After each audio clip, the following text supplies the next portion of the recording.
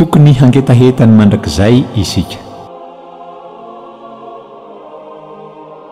Hitako ny zanak'olona mitsangana eo ankavanan'Andriamanitra.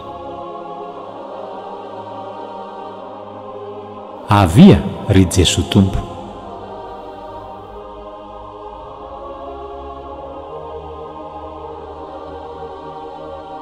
Mba ho iray izy rehetra.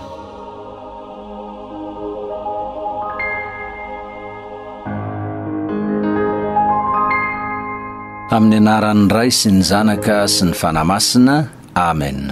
Ombantsika mianakavy aneny Tompo ho tanteraka tokoa an'izany.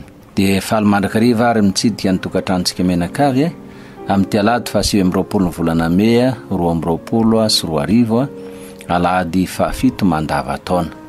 Dia eto ihany koa no iarabana sy rariana soa ny reniny rehetra satria mankalaza n'izay fetin'ny reny izay isika dia mivavaka. Ary dia mirary soa ho an'ny reny mba ny fahasoavan'Andriamanitra indrindra ihany koa amin'izao famaraparanana ny volan'ny Masina Maria izao. No hevitra ary arosin'ny fiangonana amin'ity alahady ity dia hoe tokony angetaeta ny mandrakizay isika. Ny vakiteny voalohany ao amin'ny asan'ny apôstôly 7:5-5 ka hatramin'ny 90 milaza hoe hitako ny zanak'olona mitsangana eo ankavanan'Andriamanitra. Mitantara ny nanenjehana ny etenina sy ny namonoana azy ity andalatsoratra masina ity. Toa tsy nahoana etenina akory ny fijaliana anjo azy izay tsapany fa vokatry ny fankahalana sy ny fialonana nameno ny fonony reto nanenjika azy. Manambara amintsika ity ohatra seho masinday etenina ity fa rehefa tena feno an'Andriamanitra ny fiainana, na eo aza ny fijaliana sy ny fangirifiriana, dia manana fiadanam-po sy hafaliana mandrakariva, ka afaka mivavaka sy mamindra fo na dia ho an'ny fahavalo mifofo ny ain'ny tena azy. Ny vakiteny faharoa ao amin'ny Apokalipsy Masin-dajoany 2:20 andininy 12 ka hatramin'ny 14 fa 9 sy 17 faranana amin'ny andininy 20 milaza hoe avia ry Jesosy Tompo. Ambaran'i Jesosy amin'ny Joany amin'ity boky fanambarany ity fa izy ilay alfa sy omega, fiandohana sy fiafarana, izany hoe ilay naharina n'izao tontolo izao sy fiafarana n'izao tontolo izao. Izy ilay mpitsara marina hamaly ny olona araka ny asany avy ka izay maharitra amin'ny fanompona azy andova amin'ny fahasambarana mandrakizay.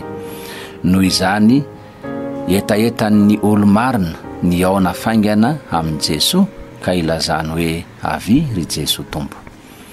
Dia i Jesosy Kristy ary ilay fiandohana sy fiafarana no ambara Masin-dajoany amin'ny 7:20 ka hatramin'ny 9 milaza hoe mba ho iray izy rehetra. Ka ho indrindra ary Masin-dajoany manambara izany vaovao mahafaly izany amintsika. Tokony angetaetany mandrakizay isika. Io ny lohahevitra arosin'ny fiangonana amintsika amin'ity alahady ity. Mba hahafahana mivelona izany fahasambarana izany dia ny ety an-tany, dia tsy misy afa-tsy ny fiombonana tanteraka amin'Andriamanitra sy ny fiombonana amin'ny namana sy ny mpiarabelona. Izay raha dika dia ny fanatanterahana ilay didim-pitiavana nambaran'i Jesosy tamin'ny mpianany ihany hoe ny andidiko anareo dia ny fankatiavanareo satria io ny famantarana fa mpianatro ianareo. Voarain'ny apôstôly ary io fampianarana io ka dia ny ainany. Tsy nisy asy azy intsony ny fahananan'izy ireo teo ampanombohana ny fanorenana ny fiangonana fa ny ombonana ny fananana rehetra. Io fiombonam-piainana lavrary io nitaratry ny fiainana mandrakizay ary mahatanteraka ilay vavaka tsara indrindra nampianarin'i Jesosy hoe ny ety an-tany tahaka ny any an-danitra, ary ahatotosa ity faniriana lalina tao am-pon'i Jesosy ka nataony vavaka ity hoe mba ho iray izy rehetra. Amen. Ombantsika mianakavy aneny Tompo ho tanteraka tokoa ane izany. Itsodrano sy tsimbonantsika ilay Andriamanitra mahefa ny zavatra rehetra, ny Ray, ny Zanaka sy ny Fanamasina. Amen. Hitantana amin'ny fiainantsika ane Kristy, isaorana ane Andriamanitra dia samy ho ten'Andriamanitra.